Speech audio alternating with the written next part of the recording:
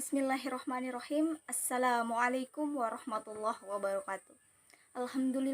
Alhamdulillahirabbil alamin. Wassalatu wassalamu ala asyrafil anbiya'i wa mursalin Sayyidina Muhammadin wa ala alihi washabihi ajma'in, amma ba'd. Yang saya hormati dosen pengampuh mata kuliah Ilmu Pendidikan Islam, Ibu Dr. Kamsina MPDI, dan teman-teman yang saya banggakan. Puji syukur, marilah kita panjatkan atas kehadirat Allah Subhanahu wa Ta'ala, karena atas nikmat dan berkahnya lah sehingga saya dapat menyelesaikan midtes mata kuliah Ilmu Pendidikan Islam. Salawat serta salam tak lupa pula kita hanturkan kepada junjungan kita, Nabi besar, Nabi Muhammad SAW, pemimpin tak berdasi yang telah membawa kita dari alam kegelapan menuju alam yang terang benderang. Izinkan saya untuk memperkenalkan diri. Perkenalkan, nama saya Rizka Febrianti dari kelas PBIA, Prodi Pendidikan Bahasa Inggris, Fakultas Tarbiyah dan Keguruan, Universitas Islam Negeri Alauddin Makassar. Nah, pada kesempatan kali ini, saya akan memaparkan resum ilmu pendidikan Islam dari materi pengertian ilmu pendidikan Islam sampai materi aliran-aliran dalam pendidikan Islam. Baiklah, mari kita mulai dengan materi pertama, yaitu ilmu pendidikan Islam. A. Pengertian ilmu pendidikan Islam. Membahas tentang ilmu. Terdapat dua konteks, yaitu ilmu dan pengetahuan. Ilmu memiliki karakteristik dan hakikat yang berbeda dengan pengetahuan. Ilmu disebut al-ilm dan pengetahuan disebut al-ma'rifah. Perlu dijelaskan bahwa al-ma'rifah lebih dahulu ada daripada al-ilm. Karena al-ilm bersumber dari al-ma'rifah. Ilmu adalah kumpulan konsep-konsep yang bersumber dari pengetahuan yang diperoleh berdasarkan penelitian dan telah tersusun secara metodologis, sistematis, dan rasional. Sedangkan pengetahuan adalah konsep tentang sesuatu berdasarkan kenyataan dan pengalaman hidup yang tidak tersusun secara metodologis, sistematis, dan rasional.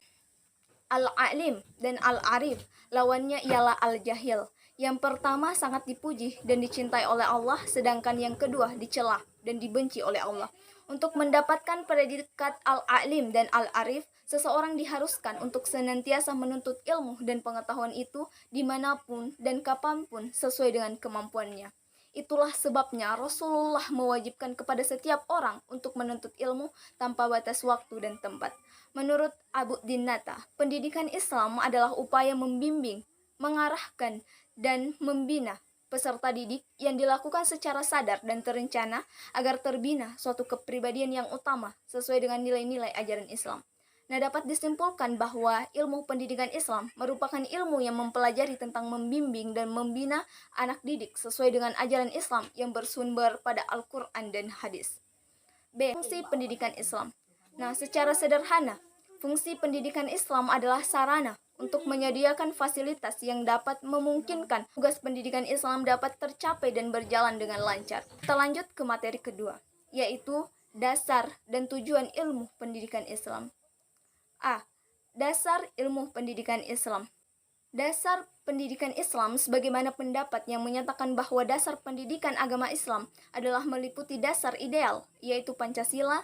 Dasar konstitusional adalah Undang-Undang Dasar 1945. Dasar yuridis formal adalah Undang-Undang Pendidikan Nasional. Dasar operasional adalah kurikulum pendidikan nasional yang memuat mata pelajaran agama. Dan berdasarkan pendapat di atas jelas bahwa dasar pendidikan agama Islam secara yuridis formal itu adalah dasar-dasar yang berkenaan dengan negara Republik Indonesia. Dan yang lebih utama, bahwa pendidikan agama Islam memiliki dasar secara religius, yaitu Al-Quran dan Sunnah. Berdasarkan uraian tersebut, dapat diperjelas bahwa dasar dari pendidikan Islam adalah Al-Quran dan Sunnah Rasulullah SAW. Keduanya yang menjadi pedoman dan tuntunan hidup umat Islam dalam segala aktivitasnya. Dan dalam aktivitas tersebut, dalam usaha melaksanakan pendidikan Islam, baik masalah materi, metode, maupun tujuan pendidikan Islam. B. Tujuan pendidikan Islam. Menurut Departemen Pendidikan dan Kebudayaan, bahwa pendidikan agama Islam bertujuan untuk meningkatkan keimanan, pemahaman, penghayatan, dan pengamalan siswa tentang agama Islam sehingga menjadi manusia yang muslim beriman dan bertakwa kepada Allah Subhanahu wa Ta'ala serta berakhlak mulia dalam kehidupan pribadi, bermasyarakat, berbangsa, dan bernegara. Seperti yang telah dikemukakan oleh dua pendapat di atas, dapat diperjelas bahwa tujuan pendidikan Islam adalah untuk menciptakan manusia yang mengabdi kepada Allah Subhanahu wa taala, mewujudkan generasi yang beriman dan bertakwa, beramal soleh, berakhlak mulia, serta mampu berdiri sendiri sebagai salah satu dari ciri kepribadian muslim sejati. Dengan pengabdian itu, manusia akan menjadi keseimbangan antara kehidupan dunia dan kehidupan akhirat, sebagaimana yang telah dicita-citakan oleh setiap muslim sesuai dengan kehidupan yang diingini. Kita lanjut ke materi ketiga, yaitu lapangan penelitian pendidikan Islam. A. Pengertian lapangan penelitian pendidikan Islam. Lapangan, menurut KBBI, adalah tempat atau tanah yang luas. Pengertian penelitian memiliki hubungan yang sangat erat dengan ilmu. Keduanya tidak dapat dipisahkan. Ilmu lahir karena penelitian atau riset, dan sebaliknya ilmu juga melahirkan suatu riset. Penelitian memegang peranan penting dalam memberikan fondasi konseptual terhadap tindak serta keputusan dalam segala aspek pendidikan. Penelitian pendidikan Islam merupakan suatu metodologi penelitian yang memecahkan masalah yang ada dengan menggunakan sudut pandang paradigma Islam. Jadi, dapat saya simpulkan bahwa lapangan penelitian pendidikan Islam merupakan suatu tempat dilakukannya metodologi penelitian untuk memecahkan suatu masalah yang ada dengan menggunakan sudut pandang paradigma Islam. Tempat diadakannya suatu penelitian pendidikan Islam biasanya berupa sekolah, madrasah, dan pesantren. Di dalamnya terdapat seorang guru yang memiliki suatu tanggung jawab yang besar untuk mengajar anak didiknya suatu ilmu pengetahuan yang baik yang bersifat umum, agamis, sains maupun akhlak dan kepribadian. B. Ruang lingkup penelitian pendidikan Islam. Nah, ruang lingkup penelitian pendidikan Islam adalah sebagai berikut. Yang pertama ialah dasar dan tujuan pendidikan. Dasar pendidikan. Istilah dasar bermakna landasan untuk berdirinya sesuatu. Dasar merupakan landasan tempat berpijak atau tegaknya sesuatu agar kokoh berdiri. Begitupun dengan pendidikan. Pendidikan adalah fondasi masa depan. Nah, tujuan pendidikan. Tujuan yaitu sasaran yang akan dicapai oleh seseorang atau kelompok orang dalam melakukan suatu kegiatan, sedangkan tujuan pendidikan adalah hasil-hasil yang ingin dicapai melalui proses pendidikan. Yang kedua ialah pendidik. Yang ketiga ialah peserta didik. Yang keempat materi pendidikan atau kurikulum. Yang kelima metode pendidikan. Yang keenam alat. Dan terakhir lingkungan pendidikan. Materi keempat yaitu alat-alat pendidikan Islam. Nah, A. Eksistensi alat pendidikan Islam.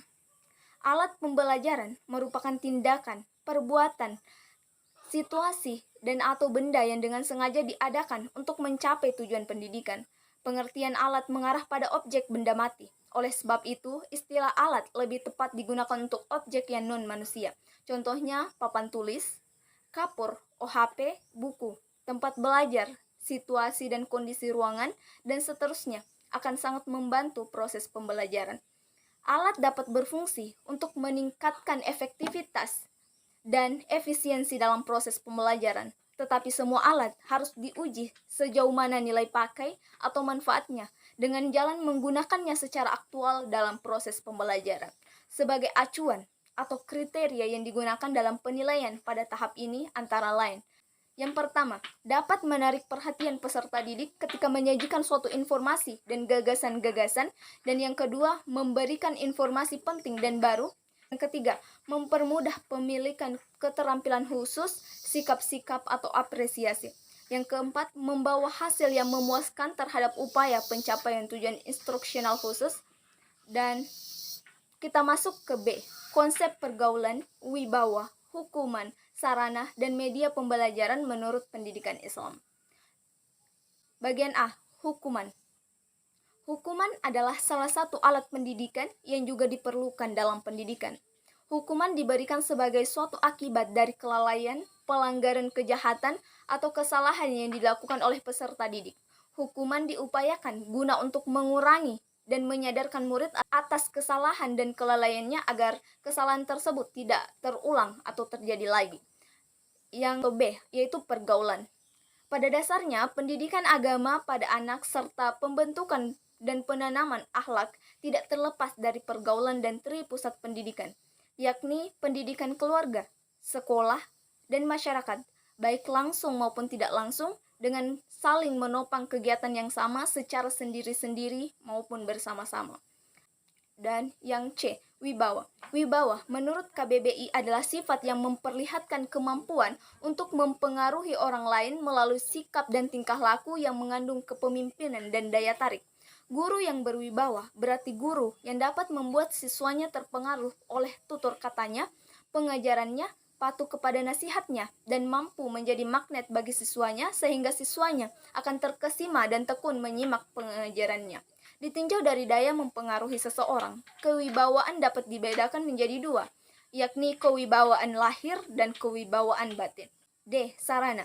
Proses pembelajaran di sekolah akan berjalan dengan lancar jika ditunjang dengan sarana yang memadai, baik jumlah, keadaan, maupun kelengkapannya. Sarana pendidikan adalah semua fasilitas yang diperlukan dalam proses pembelajaran, baik yang bergerak maupun tidak bergerak, agar pencapaian tujuannya dapat berjalan dengan lancar, efektif, teratur, dan efisien. E. Media pembelajaran.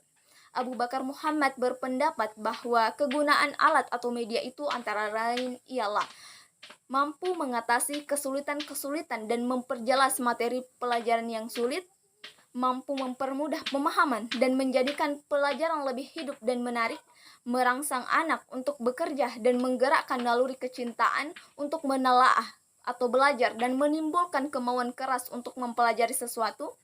Selanjutnya, mampu membentuk kebiasaan, melahirkan pendapat, memperhatikan dan memikirkan suatu pelajaran, serta menimbulkan kekuatan perhatian, mempertajam indera, melatihnya, memperluas perasaan, dan cepat belajar. Kita masuk ke materi kelima, yaitu faktor-faktor determinan dalam pendidikan Islam. A. Pengertian faktor determinan pendidikan Islam. Secara leksikal, faktor determinan pendidikan Islam terdiri dari 4 kata yang tergabung menjadi 2 kata majemuk, yaitu faktor determinan dan pendidikan Islam. Faktor determinan adalah hal yang menjadi penentu terjadinya sukses atau tidaknya sesuatu. Nah, sedangkan pendidikan Islam adalah suatu proses atau cara mendidik berdasarkan ajaran Islam. Dapat dipahami bahwa faktor determinan pendidikan Islam adalah sesuatu yang menentukan keberhasilan pendidikan Islam. B. Faktor-faktor determinan dalam pendidikan Islam. Faktor-faktor determinan dalam pendidikan Islam ada 5 macam, di mana faktor-faktor yang satu dengan yang lainnya mempunyai hubungan yang erat. Kelima faktor tersebut adalah yang pertama, faktor anak didik. Faktor anak didik merupakan salah satu faktor pendidikan yang paling penting, karena tanpa adanya faktor tersebut maka pendidikan tidak akan berlangsung. Nah, dalam paradigma pendidikan Islam, peserta didik merupakan sesuatu yang belum dewasa dan memiliki sejumlah potensi dasar atau fitrah yang perlu dikembangkan. Yang kedua, faktor pendidik, guru atau ustaz. Pendidik merupakan salah satu komponen penting dalam suatu proses pendidikan. Di pundaknya terletak suatu tanggung jawab yang besar dalam upaya mengantarkan peserta didik ke arah tujuan pendidikan yang diciptakan. Mereka adalah manusia dewasa yang karena hak dan kewajibannya melaksanakan suatu proses pendidikan. Nah, yang ketiga ialah faktor tujuan pendidikan. Menurut Dr. Sakiyah Darajat dan kawan-kawan, tujuan pendidikan Islam ialah sesuatu yang hendak dicapai dengan kegiatan atau usaha pendidikan. Bila pendidikan itu berbentuk pendidikan formal, tujuan pendidikan itu harus tergambar dalam suatu kurikulum. Dan yang keempat ialah faktor alat atau media pendidikan. Adapun yang dimaksud dengan alat pendidikan ialah segala sesuatu yang dipergunakan dalam usaha untuk mencapai tujuan pendidikan. Faktor alat dan metode adalah meliputi materi pendidikan, metode pendidikan, dan alat pendidikan. A. Materi pendidikan. Materi pendidikan ialah segala sesuatu oleh pendidik langsung diberikan kepada peserta didik dalam rangka mencapai tujuan pendidikan. B. Metode pendidikan. Metode adalah cara yang fungsinya merupakan alat untuk mencapai tujuan metodologi dalam pendidikan. Metodologi harus sejalan dengan substansi dan tujuan ilmu pengetahuan induknya, dan dalam penerapannya bersumber pada Al-Quran dan hadis. C. Macam-macam alat pendidikan Islam. Alat-alat pendidikan agama dapat dikelompokkan sebagai berikut, yaitu yang pertama, alat pengajaran agama. Yang kedua ialah alat-alat pendidikan langsung. Yang ketiga ialah alat-alat pendidikan tidak langsung. Yang kelima ialah faktor lingkungan. Faktor lingkungan keluarga adalah lingkungan pendidikan pertama dan paling utama bagi perkembangan anak. Bahkan mempunyai pengaruh yang besar terhadap pertumbuhan dan perkembangannya. Lingkungan merupakan sesuatu yang mempengaruhi pada pertumbuhan dan perkembangan jiwa anak. Adapun pengaruh lingkungan dapat dibagi menjadi dua, yaitu positif dan negatif. Materi yang terakhir ialah aliran-aliran dalam pendidikan Islam. A. Macam-macam aliran yang berkembang dalam pendidikan Islam. Yang pertama ialah aliran empirisme. Pada teori empirisme menyatakan bahwa pendidikan atau lingkungan dapat berbuat sekehendak hati dalam pembentukan pribadi anak didik sesuai yang diinginkan. Semua hal yang terdapat dalam lingkungan masyarakat memiliki pengaruh terhadap pembentukan watak dan kepribadian anak didik. Yang kedua ialah aliran naturalisme. Dalam aliran naturalisme, pendidikan tidak diperlukan. Yang dilaksanakan adalah menyerahkan anak didik kepada alam, agar pembawaan yang baik itu tidak menjadi rusak oleh tangan manusia melalui proses dan kegiatan pendidikan itu. Yang ketiga ialah aliran nativisme. Pada aliran ini menyatakan bahwa kemungkinan seorang anak yang mempunyai potensi hereditasnya rendah, maka akan tetap rendah, meskipun ia sudah dewasa atau telah dididik. Yang jahat akan menjadi jahat, dan yang baik akan menjadi baik.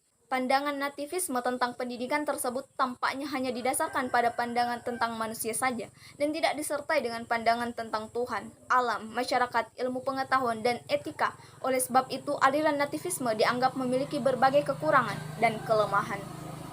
Yang keempat ialah aliran konvergensi. Dalam teori konvergensi yang dikembangkan oleh William Stern, bahwa pembawaan dan lingkungan merupakan dua jenis yang merujuk kepada suatu tujuan atau titik temu yang sama. B. Pandangan Islam terhadap aliran yang berkembang dalam pendidikan Islam. Yang pertama, pandangan Islam terhadap aliran empirisme. Dalam pandangan Islam, Islam tidak memutlakkan peran lingkungan atau pendidikan dan menghilangkan peran hidayah Allah Subhanahu wa Ta'ala. Islam memandang bahwa lingkungan tidak sepenuhnya dapat membentuk orang menjadi baik. Buktinya, ada anak seorang nabi yang tidak menjadi orang yang beriman, sebagaimana anak Nabi Nuh. Demikian pula pamannya Nabi Muhammad SAW dan kakeknya yang ternyata juga tidak beriman kepada Allah Subhanahu wa Ta'ala. Yang kedua, pandangan Islam terhadap aliran naturalisme. Islam memandang aliran naturalisme adalah aliran yang memandang bahwa manusia diciptakan agar dapat belajar dan berpikir untuk kembali kepada penciptanya. Dalam hal ini, implikasi di dunia nyata bahwa proses pendidikan dilakukan dengan berhubungan kepada prinsip ketuhanan. Yang ketiga ialah pandangan Islam terhadap aliran nativisme. Dalam pandangan Islam, aliran nativisme tidak sepenuhnya dapat diterima. Islam mengakui bahwa setiap manusia memiliki kemampuan jasmani, akal, dan rohani yang dibawanya sejak lahir. Namun, berbagai kemampuan tersebut tidak dapat dengan sendirinya tumbuh dan berkembang jika tidak dilakukan pembinaan. Yang terakhir ialah pandangan Islam terhadap aliran konvergensi. Di kalangan sebagai pemikir Islam, ada yang berpendapat bahwa ajaran Islam yang dibawa oleh Nabi Muhammad SAW adalah ajaran yang mengandung teori konvergensi. Pendapat ini didasarkan pada hadis Nabi yang artinya setiap anak itu dilahirkan dalam keadaan fitrah, lalu kedua orang tuanya lah yang menjadikannya sebagai seorang Yahudi, Nasrani, dan Majusi, yaitu penyembah api. Hadis riwayat Baihaqi. Namun demikian, Islam sesungguhnya lebih tepat dikatakan sebagai penganut paham konvergensi plus, yakni bahwa keberhasilan pendidikan selain disebabkan karena usaha manusia, juga karena hidayah dari Allah Subhanahu wa Ta'ala. Baiklah, itulah tadi pemaparan resum saya oleh mata kuliah Ilmu Pendidikan Islam. Saya berharap dengan materi ini dapat bermanfaat terkhusus bagi saya dan teman-teman semua. Terima kasih atas bimbingannya Ibu Dr. Kamsina MPDI. Sekian dari saya, kurang lebihnya mohon dimaafkan. Wabillahi taufiq wal hidayah. Wassalamualaikum warahmatullahi wabarakatuh.